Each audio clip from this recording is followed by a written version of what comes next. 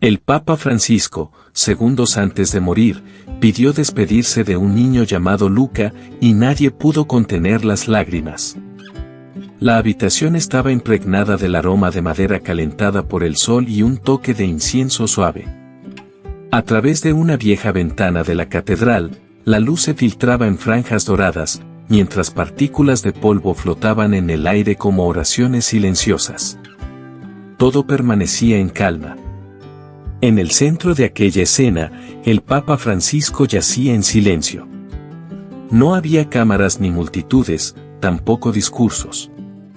Solo el suave tic-tac de un reloj de bronce en la pared y el crujido leve de sábanas cuando los asistentes ajustaban su almohada.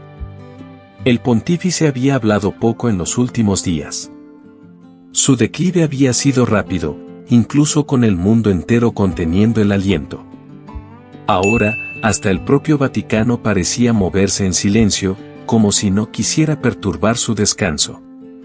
Pero entonces susurró algo. Una enfermera se acercó para escuchar. «Su santidad», murmuró ella. Sus labios se movieron de nuevo, apenas perceptiblemente. «Tráiganme a Luca».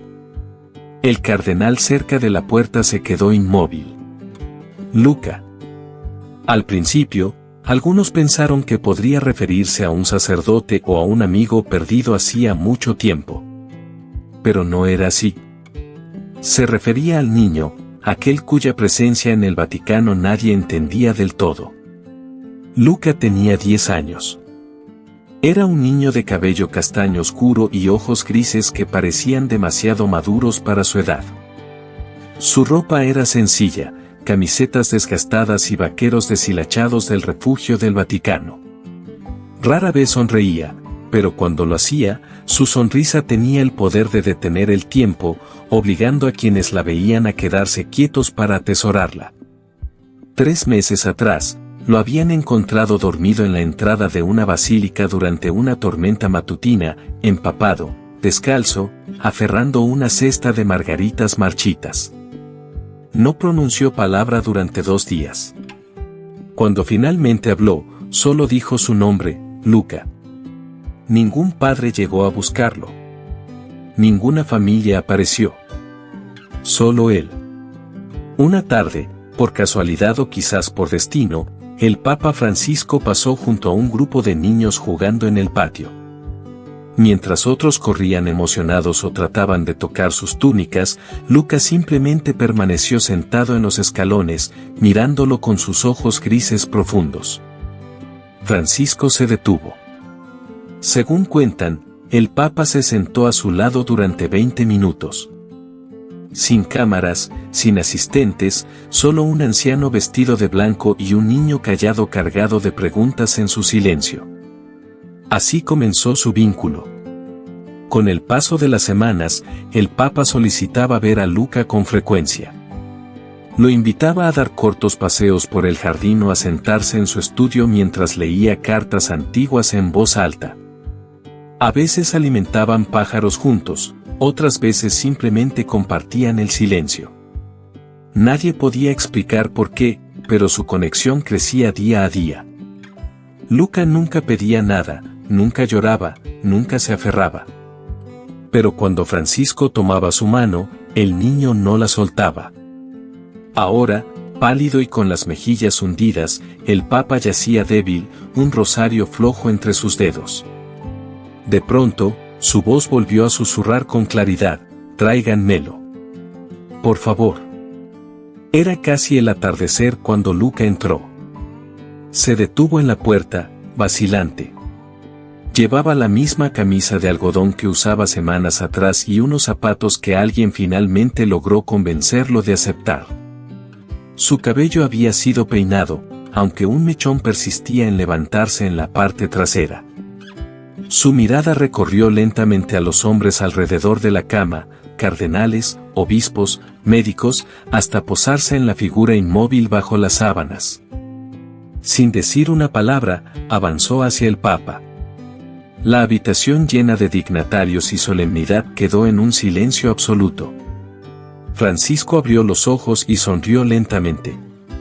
No fue la sonrisa pública que todos conocían de los medios, sino algo más íntimo, más cálido. «Hola, Luca», susurró. El niño no respondió. Simplemente extendió su mano y tomó la del Papa con ambas manos. Su agarre era firme, familiar. Francisco dejó escapar una risa suave. «¿Sigues igual de callado, eh?» Luca asintió. «¿Recuerdas el primer día que nos sentamos en el jardín?», preguntó el Papa, con voz baja pero clara. El niño se encogió de hombros ligeramente, los labios apretados. «No dijiste una palabra», continuó Francisco, «pero dejaste que los pájaros se acercaran más que a cualquiera». Luca dirigió su mirada hacia la ventana, donde un gorrión observaba desde el alféizar. Francisco prosiguió: «Me recordaste a alguien que conocí hace mucho tiempo. Callado, observador, amable».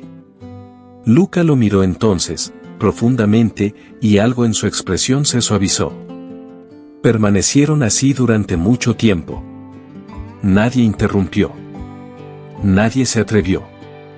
Todos en esa habitación sintieron que Luca era más que un simple visitante o un huérfano desconocido. En ese momento, su presencia era esencial, una pieza clave que el Papa necesitaba para partir en paz. Francisco exhaló lentamente. A veces, reflexionó, pasamos nuestras vidas predicando pero olvidamos escuchar. Pero tú, Luca, me recordaste cómo hacerlo de nuevo. Una lágrima solitaria rodó por la mejilla del niño.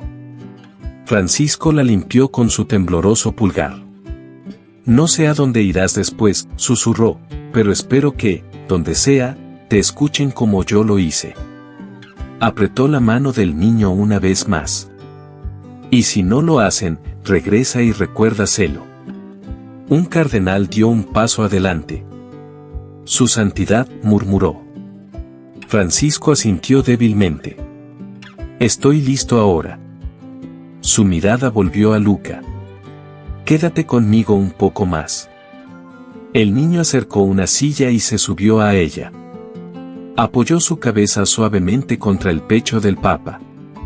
Sus pequeños dedos se cerraron alrededor del rosario, mientras el brazo de Francisco lo envolvía protectoramente como un chal. En ese pequeño y sagrado silencio, ninguno de los dos habló.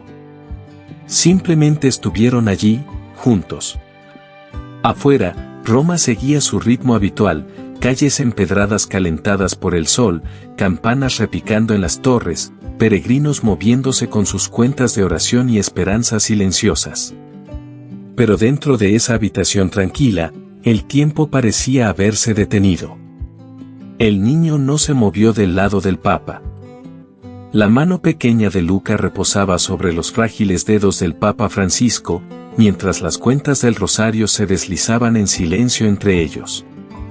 Su cabeza permaneció escondida bajo el mentón del anciano, y por un instante, pareció que el mundo entero había desaparecido. No había cámaras ni doctrina, solo dos personas aferradas una a la otra. La respiración del Papa se volvió más superficial. Su pecho subía y bajaba en suaves ondas.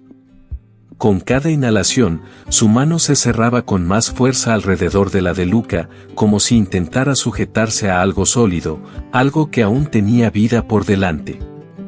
«Tenía miedo», murmuró Francisco suavemente, «no de la muerte, sino de irme sin decir el adiós correcto». Luca se movió ligeramente, sus ojos buscaron los del pontífice. Francisco sonrió débilmente. «Eres un buen oyente. Sabes, eso es un don».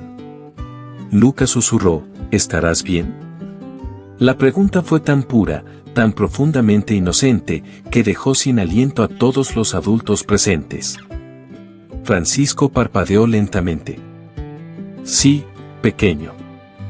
Creo que sí». El silencio que siguió no estaba vacío.